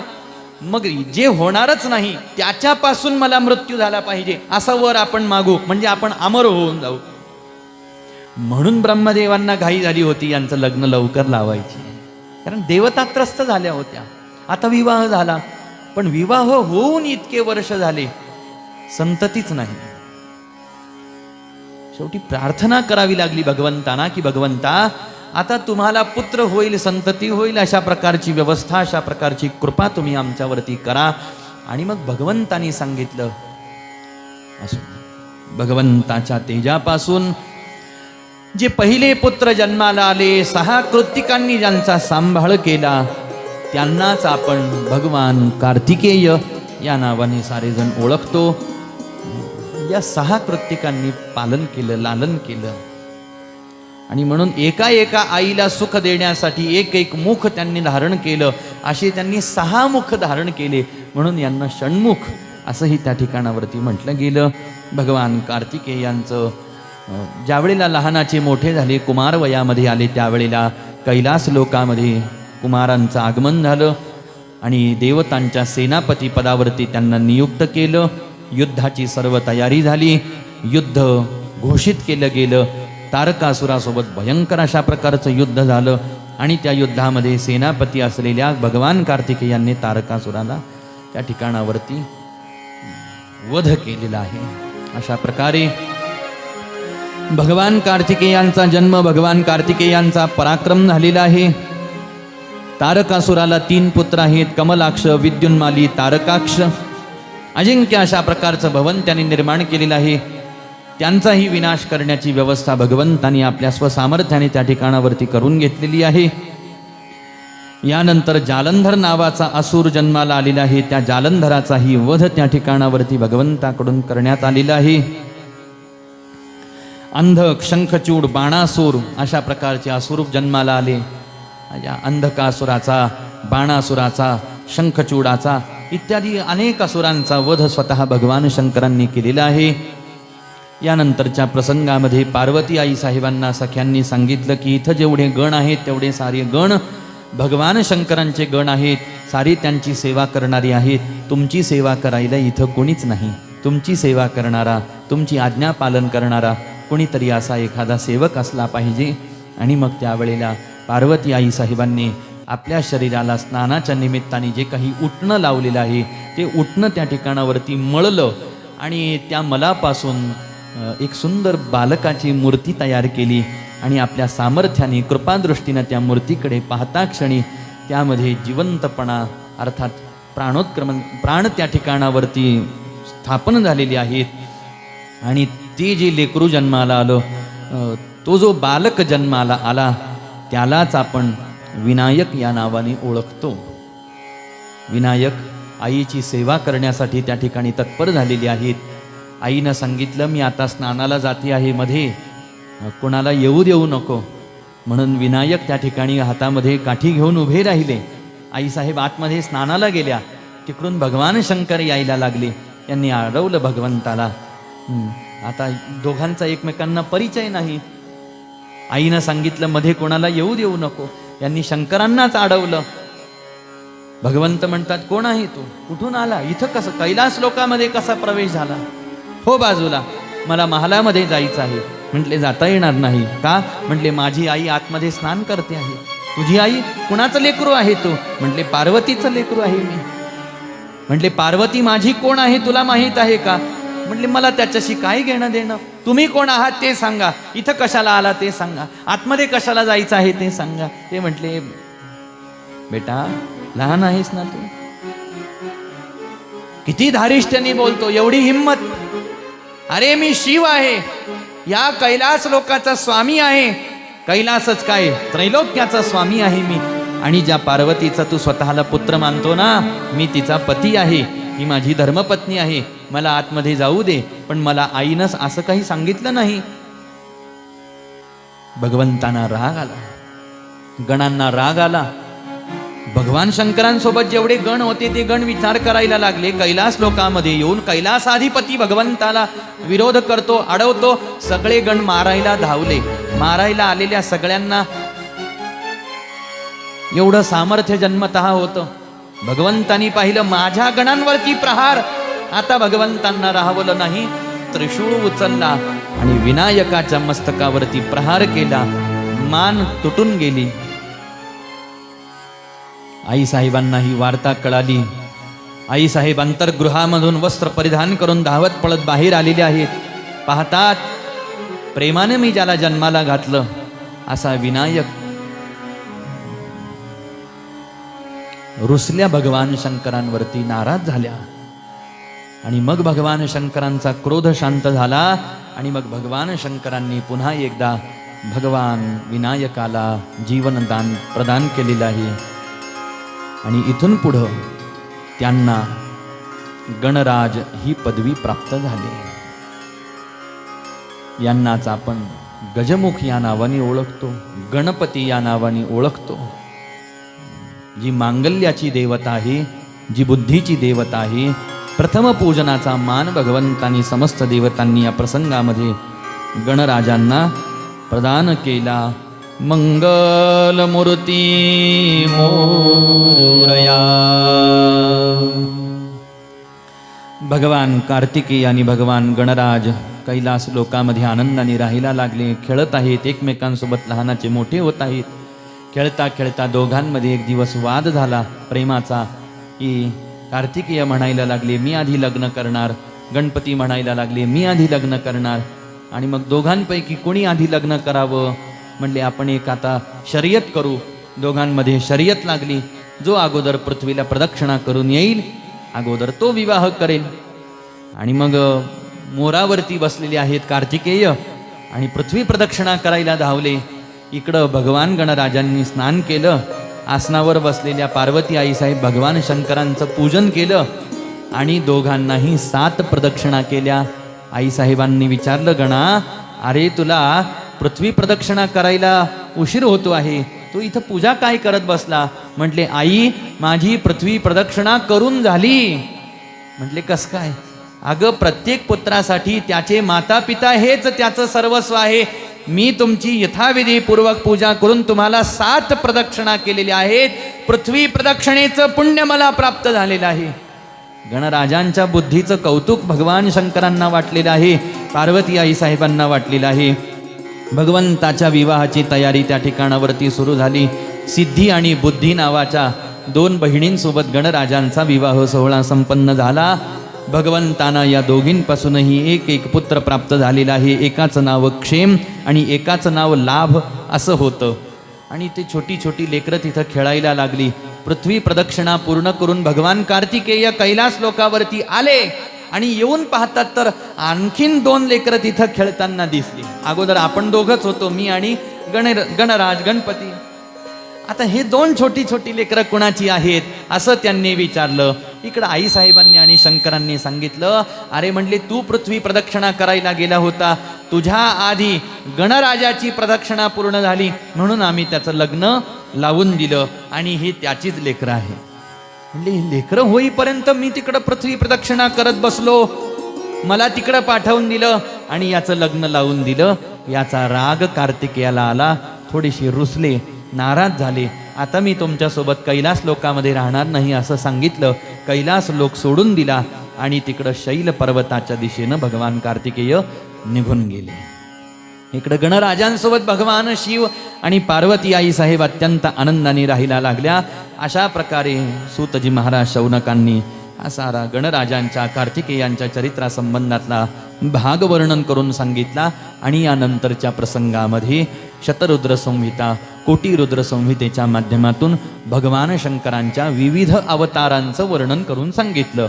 भगवान शंकरांच्या अनंत अवतारांचं वर्णन तसं पाहायला गेलं तर आहे. अनंत अवतार भगवंतांनी धारण केले. या अनंत अवतारांमध्ये भगवंताचे प्रमुख 100 अवतार सांगितले भगवान शंकरांचे. या प्रमुख 100 अवतारांमध्ये भगवंताचे मुख्य अवतार 11 सांगितले. यांना आपण 11 महारुद्र असं म्हणून ओळखतो. या 11 महारुद्रांमध्ये एक भगवंताचा अवतार म्हणजे हनुमंतराय आणि त्या हनुमंतरायांच्या चरित्राचं या 11 रुद्रांच्या चरित्रामध्ये वर्णन केलेलं आहे शिवपुराणात. असे 11 महारुद्र, 11 मुख्य अवतार आणि या 11 मुख्य अवतारांमध्ये भगवंताचे मुख्य 5 अवतार सांगितलेले आहेत भगवान शंकरांचे. आणि या साऱ्या अवतार वर्णनामध्ये मग एक अवतार अवतारांचा प्रकार भगवंताचा सांगितला, ज्याला ज्योतिर्लिंग अवतार असं म्हणतात, ज्यामध्ये भगवंताचे मुख्य 12 ज्योतिर्लिंग वर्णन केलेले आहेत. आपल्या साऱ्यांना ठाऊक आहे, एक एक ज्योतिर्लिंग एका एका विशिष्ट अशा प्रकारच्या कारणाने त्या ठिकाणी प्रगट झालेलं आहे. चंद्राला ज्या वेळेला दक्ष प्रजापती राजांचा शाप प्राप्त झाला, त्या शापाने चंद्राला क्षयरोगाची बाधा झाली. तो क्षयरोग नाहीसा होऊन चंद्र टिकून राहावा, जिवंत राहावा, याकरता चंद्रानं उपासना केली आणि त्या चंद्राची क्षयरोगाची बाधा दूर करण्यासाठी भगवंत सोमनाथ ज्योतिर्लिंगाच्या रूपाने त्या ठिकाणी सौराष्ट्र प्रांतामध्ये प्रगट झाले. म्हणून हे पहिलं ज्योतिर्लिंग त्या ठिकाणी मानलं जातं, सौराष्ट्रे सोमनाथंच. दुसऱ्या क्रमांकावरती श्रीशैले मल्लिकार्जुनम, श्रीशैल पर्वतावरती मल्लिकार्जुन ज्योतिर्लिंगाच्या रूपाने भगवान शंकर प्रगट झाले. आता आपण ऐकलं, भगवान कार्तिकेय शंकरांवरती आणि पार्वती आई साहेबांवरती रुसून श्रीशैल पर्वताच्या दिशेनं गेले. कार्तिक पौर्णिमेला साऱ्या देवता त्या ठिकाणावरती भगवान कार्तिकेयांच्या दर्शनासाठी आणि पूजनासाठी एकत्रित होत असतात. मग भगवान शंकर आणि पार्वती आई साहेबांनी सुद्धा तिथं जाऊन राहण्याचा विचार केला आणि शैल पर्वतावरती मल्लिकार्जुन ज्योतिर्लिंगाच्या रूपाने भगवंत तिथं जाऊन विराजमान झाले. श्रीशैले मल्लिकार्जुनम उज्जयिन्यां महाकालम.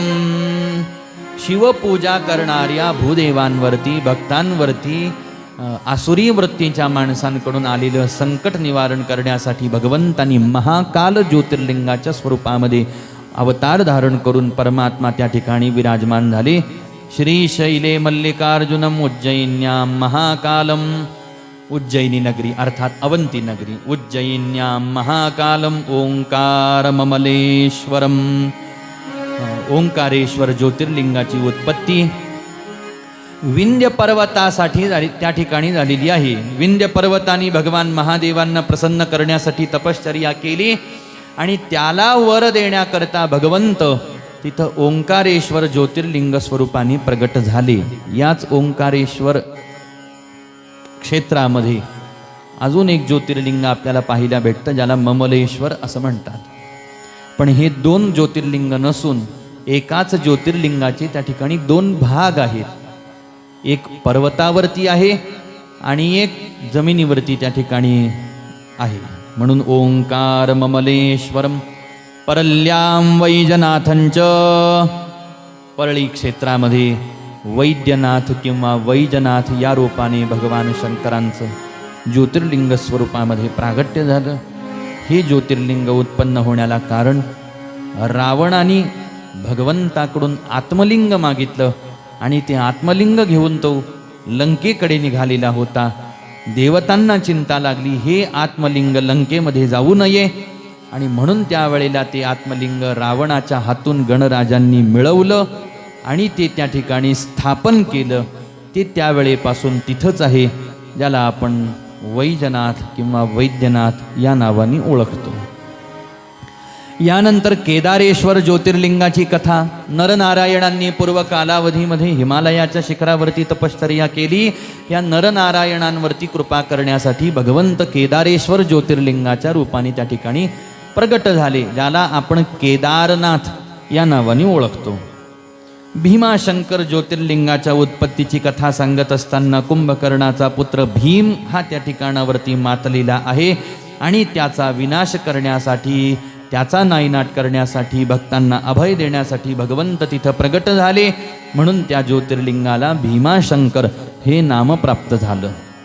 यानंतर काशी विश्वनाथाच्या उत्पत्तीची कथा सांगितलेली आहे की आपण ऐकलं की सृष्टीच्या उत्पत्तीच्या अगोदर काशी नगरीची निर्मिती भगवंतानी केली आणि भगवंत तिथं विश्वनाथ हे नाम धारण करून ज्योतिर्लिंग स्वरूपाने त्या ठिकाणी स्थिर झाले. यानंतर त्र्यंबकेश्वर ज्योतिर्लिंगाच्या उत्पत्तीची कथा सांगितली. गौतमांना गोहत्येचं पातक लागलेलं होतं आणि महर्षी गौतमांनी ज्या वेळेला ह्या पातकातून मुक्त होण्यासाठी भगवती गंगा मातेला प्रगट केलं, गंगा माता तिथं प्रगट झाली. ती कशी प्रगट झाली तर भगवान शंकरांनी आपल्या जटा तिथं आपटल्या आणि त्या जटेतून भगवती गंगा प्रगट झाली.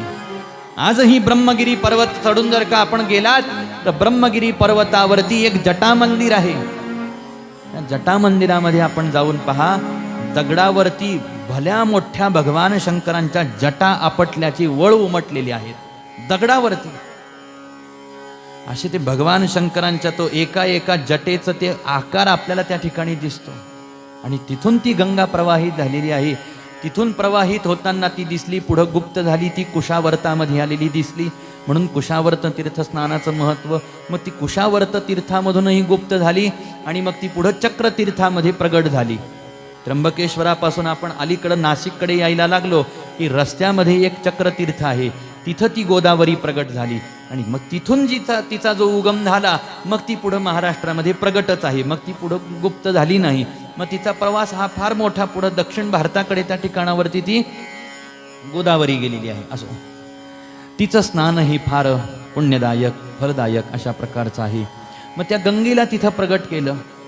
गंगा माता म्हणायला लागली गौतमांना, महादेवांना सोडून मी इथं राहणार नाही, इथं महादेव राहणार असतील तर मी इथं राहील. मग पुन्हा गौतमांनी तपश्चर्या केली, महादेवांना प्रसन्न केलं आणि प्रार्थना केली, तुम्ही इथं निवास करा. मग भगवंत तिथं त्र्यंबकेश्वर या नावाने स्थिर झाले आणि तुमच्या माझ्यासारख्या भक्तांचं कल्याण करण्यासाठी भगवंत आजही तिथं विराजमान आहेत. दारुका नावाच्या राक्षसणीचा विनाश करण्यासाठी भगवंत नागेशन दारुका वने नागेश्वर ज्योतिर्लिंगाच्या स्वरूपाने प्रगट झाले आणि मग समुद्र तटावरती प्रभू रामचंद्रांनी भगवंताचं पूजन केलेलं आहे. त्या ठिकाणावरती भगवंत रामेश्वर या नावाने निवास करून राहिलेले आहेत. रामेश्वर ज्योतिर्लिंग हे अशा प्रकारे उत्पन्न झालं जिथं प्रभू रामचंद्रांनी भगवंताची आराधना केली, पूजा केलेली आहे, अर्चना केलेली आहे. आणि यानंतरच्या प्रसंगामध्ये 12वं आणि अंतिम ज्योतिर्लिंग प्रगट झालं ते शिवालय क्षेत्रात. आपण जिथं राहतो ना, या क्षेत्राला पहिले शिवालय हे नाव होतं. आपल्या शहराची पुष्कळ नावं बदलली गेली. नावं बदलण्याचा इतिहास आपल्या शहराचा फार मोठा आहे. शिवालय आहे, हेच देवगिरी प्रांत आहे, यालाच खडकी असंही नाव होतं. मग औरंगजेब या ठिकाणावरती आला, त्यानं शासन केलं, मग औरंगाबाद हे नाव त्या ठिकाणावरती पडलं. असा हा इतिहास. आणि धर्मवीर छत्रपती संभाजी महाराजांच्या ऐतिहासिक अशा प्रकारच्या पराक्रमाने आता या शहराला आपण संभाजीनगर या नावाने त्या ठिकाणावरती ओळखतो. असे नावं. तर ते शिवालय क्षेत्र होतं. पुराणांमध्ये याला शिवालय असं म्हणून प्रसिद्धी. इथं घुष्मा नावाची एक महादेवांची भक्त होती आणि मग ती फार मोठी उपासक होती भगवान महादेवांची. रोज तिनं पार्थिव शिवलिंग तयार करावं, त्याची पूजा करावी आणि ते विसर्जित करावं. रोज नवीन शिवलिंग तयार करायचं, त्याची पूजा करायची, ते विसर्जित करायचं, असा तिचा क्रम होता. खूप श्रद्धा होती महादेवांवरती. तिची एक सवत होती आणि आता सवती मत्सर महाराज, तिला एक पुत्र प्राप्त झालेला होता ह्या घुष्मेला. आता त्या सवतीच्या मनामध्ये इतका मत्सर होता, तिचं काहीतरी वाईट करावं अशी तिच्या सवतीच्या मनामध्ये इच्छा झाली. मग काय करावं आपण, हिला कसा त्रास द्यावा. मग तिचं जी लेकरू झोपलेलं होतं, रात्रीच्या वेळेला तिची सवत तिच्या त्या लेकराच्या मंचकाजवळ गेली, हातामध्ये धारदार शस्त्र त्या ठिकाणी घेतलं आणि त्या झोपेमध्ये असलेल्या लेकराच्या सगळ्या अंगाचे बारीक बारीक तुकडे केले आणि ते जवळच असलेल्या सरोवरामध्ये नेऊन टाकले. सकाळी घुष्मा उठली, आपल्या लेकराला जाग करायला म्हणून ती तिथं महालामध्ये तिथं खोलीमध्ये गेली. पाहते तर काय, सगळं रक्त तिथं त्या मंचकावरती, त्या अंथरुण पांघरुणामध्ये सगळं रक्त पसरलेलं आहे. तिच्या लक्षात आलं की आपल्या लेकराचा घात झालेला आहे. पण तिनं दुःख व्यक्त केलं नाही, शोक व्यक्त केला नाही, काहीच नाही. सुख दुःखे समे कृत्वा लाभा लाभौ जया जयौ, अशा प्रकारे भगवंतावरती तिचा पूर्ण विश्वास होता. लेकरूही त्यानंच दिलं, त्याला न्यावं वाटलं म्हणून तो घेऊन गेला. असं तिनं ते दुःख भगवंतावरती सारा भरोसा टाकून त्या ठिकाणी ते दुःख पचवलं. लेकराच्या मृत्यूचा शोक करत बसण्यापेक्षा माझी महादेवाची पूजा राहून जाईल म्हणून शोक बाजूला सारला आणि पुन्हा सरोवराच्या काठावरती आली. ती माती गोळा केली, शिवलिंग निर्माण केलं, पूजा केली. पूजा संपन्न झाली, जप इत्यादी झालं, विसर्जन झालं पूजेचं आणि मग ते शिवलिंग तिनं घेतलं आणि सरोवरात ते विसर्जित करायला निघाली. भगवंतानी तिचा हा श्रेष्ठ भाव पाहिला, तिचं हे समर्पण पाहिलं की माझ्या पूजेसमोर तिनं स्वतःच्या लेकराच्या मृत्यूचा शोकही बाजूला सारला आणि तिच्या त्या समर्पणाला पाहून भगवंतानी तिच्या पुत्राला पुन्हा जिवंत केलं.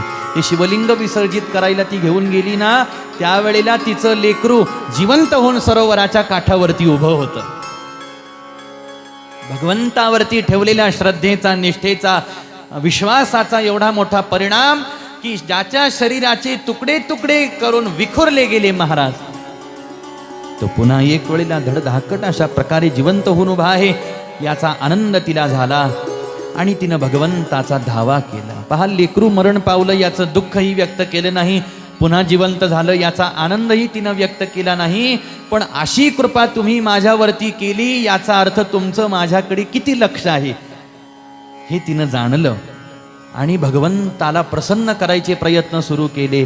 तुम्ही लेकरू मला दिलं, त्याच्या ऐवजी तुम्ही का नाही आला इथं मला दर्शन द्यायला. लेकरानं सांगितलं, आई मी जेवढा वेळ इथं नव्हतो ना, तेवढा वेळ मी एका दिव्य लोकामध्ये होतो, जिथं भगवान शंकरांचे सारे गण मला दिसत होते, माझ्या आजूबाजूला होते आणि तिथं मी सुरक्षित होतो. तिथं माझ्या हृदयाला परम आनंदाची जाणीव, अनुभूती झालेली होती असं सांगितलं. मग तिला भगवंताच्या दर्शनाची उत्कंठा लागली. तिनं भगवंताचा धावा केला. भगवंत तिथं प्रगट झाले आणि घुष्मेकरिता प्रगट झालेले परमात्मा म्हणून त्यांना घुष्मेश्वर, आता नावाचा अपभ्रंश झाला असेल असं आपण म्हणून त्यांना घृष्णेश्वर असं नाव प्राप्त झालं. घृष्णे संतु शिवालये एतानि ज्योतिर्लिंगानि सायं प्रातः पठेन्नरः सप्तजन्म कृतं पापं स्मरणेन विनश्यति. नित्यप्रति 12 ज्योतिर्लिंगांचं स्मरण प्रत्येक भक्तांनी करावं. या ज्योतिर्लिंगांच्या यात्रा कराव्यात. प्रत्येक ज्योतिर्लिंग स्थानी जाऊन भगवंताचं विधीपूर्वक पूजन करावं. पुन्हा पुन्हा पुन्हा पुन्हा तिथं जाणं आपल्याला शक्य नाही झालं तर आपण जिथं राहतो तिथं राहून नित्यप्रति 12 ज्योतिर्लिंगांचं स्मरण प्रत्येकाने करावं आणि पापमुक्त होऊन भगवान शंकरांच्या कृपेला पात्र व्हावं. अशा प्रकारे भगवंतांच्या अवताराचा हा दिव्य महिमा सांगितला. भगवंतांना प्रिय असलेल्या व्रताचा महिमा सांगितला, व्रताचं स्वरूप सांगितलं आणि कोणतं व्रत भगवान शंकरांना अत्यंत प्रिय आहे. तर त्या व्रतांमध्ये व्रतांचा राजा वर्णन केलेला आहे शिवरात्रीचं व्रत. महिला भक्त असो, पुरुष भक्त असो, जेवढे भक्त असतील महाराज, भगवान शंकरांना प्रसन्न करण्यासाठी शिवरात्र व्रत हे अत्यंत महत्त्वाचं व्रत त्या ठिकाणी शिवपुराणामध्ये वर्णन केलेलं आहे. शिवरात्र व्रताचा संपूर्ण सविस्तर अशा प्रकारचा विधी सूतजी महाराजांनी शौनकांना त्या ठिकाणी सांगितला, ब्रह्मदेवांनी नारदांना सांगितलेला आहे. दिवसभर भगवंताचं निराहार राहून पूजन करावं आणि रात्रीच्या समयाला जाग राहून प्रत्येक प्रहरी 4 प्रहर दिवसाचे 4 प्रहर रात्रीचे आणि मग प्रत्येक प्रहरी भगवंताचं पूजन करावं. सविधी तेवढंच सगळं पूजन षोडशोपचाराने. एक पहिल्या प्रहरी भगवंताचं जसं पूजन आपण करू तसंच दुसऱ्या प्रहरी, तसंच तिसऱ्या प्रहरी, तसंच चौथ्या प्रहरी आणि मग दिवस उजाडल्यानंतर पुन्हा एकदा भगवंताचं स्नान करून पूजन संपन्न करावं. अशा प्रकारे निराहार राहून, मौन राहून, भगवंताच्या स्मरणामध्ये त्या ठिकाणी राहून हे शिवरात्रीचं व्रत त्या ठिकाणी संपन्न करावं. प्रत्येक महिन्यामध्ये शिवरात्र येते, प्रत्येक महिन्याची ती येणारी शिवरात्र आणि वर्षातून एकदा येते ती महाशिवरात्र. तर अशा प्रकारे भगवंतांना हे शिवरात्रीचं व्रत करून आपण प्रसन्न करावं. शिवपुराणामध्ये हा सारा भाग भगवान शंकरांच्या तत्वासंबंधातला, शिवतत्वाच्या संबंधातला, शिवस्वरूपाच्या संबंधातला, शिव उपासनेच्या संबंधातला, शिव आराधनेच्या संबंधातला, शिवव्रताच्या संबंधातला, शिवनामाच्या संबंधातला, शिवमहिम्याच्या संबंधातला सर्व भाग तंत्रोक्त पद्धतीनं शिवपुराणामध्ये वर्णन करून सांगितलेलं आहे. 7 संहिता ज्या सांगितलेल्या आहेत, या 7 संहितेमध्ये हे सारे अनेक विषय भरून राहिलेली आहेत. इतरही नानाविध विषयांचं चिंतन सूतजी महाराजांनी शौनकांच्या सन्मुख केलेलं आहे. तुम्हाला मला भगवंतानी जशी बुद्धी, जशी कृपा, जशी शक्ती, जसं सामर्थ्य आणि जेवढा वेळ दिला त्या शक्तीनुसार, सामर्थ्यानुसार, वेळेनुसार आपण भगवान शंकरांचा दिव्य महिमा गेल्या 7 दिवसांपासून या ठिकाणी श्रवण रसपान आपण करत आहोत. सूतजी महाराजांच्या मुखातून भगवान शंकरांचं हे दिव्य महात्म्य शिवमहापुराण ग्रंथाच्या माध्यमातून श्रवण करून शौनकांच्या चित्तालाही परमानंद प्राप्त झालेला आहे. आणि जो आनंद सनतकुमारांना, जो आनंद व्यासांना, जो आनंद नारदांना, जो आनंद सूतांना, तो आनंद आणि तो पुण्यलाभ तुम्हाला मलाही गेल्या 7 दिवसापासून या ठिकाणी आपल्या पदरामध्ये पडतो आहे. भगवंताची, साधू संतांची, सद्गुरूंची ही तुमच्या माझ्यावरती विशेष अशा प्रकारची कृपा आहे. आपण सविस्तर शिवपुराणातला एक भाग ऐकला असं कोणी समजण्याचं काही कारण नाही. पण जिज्ञासाच असेल आपल्या अंतःकरणामध्ये तर प्रत्येकाला विनंती आहे की प्रत्येकाने एकदा का होईना वेळ काढून संपूर्ण शिवपुराण ग्रंथ वाचण्याचा, समजून घेण्याचा प्रयत्न करत चला. मूळ संस्कृत भाषेमध्ये जरी शिवपुराण ग्रंथ असला तरी सुद्धा संस्कृत भाषेवरती हिंदी, मराठी अशा विविध भाषांमध्ये त्या ठिकाणावरती टीका उपलब्ध आहे, त्याचे अर्थ उपलब्ध आहेत. म्हणून ज्याला ज्या भाषेचं ज्ञान असेल त्या भाषेतून त्याचं अध्ययन, अभ्यास, वाचन, मनन, चिंतन आपण साऱ्यांनी करण्याचा प्रयत्न करत चला. उत्तरोत्तर आपल्या जीवनामधलं शिवध्यान, शिवभक्ती, शिवनामाचं चिंतन, स्मरण आपल्या जीवनातलं उत्तरोत्तर वाढत गेलं पाहिजे. हीच प्रार्थना भगवंताच्या चरणावरती आपण या ठिकाणावरती करू. सूतजी महाराजांनी शौनकांना हे सत्शास्त्र वर्णन करून सांगितलं.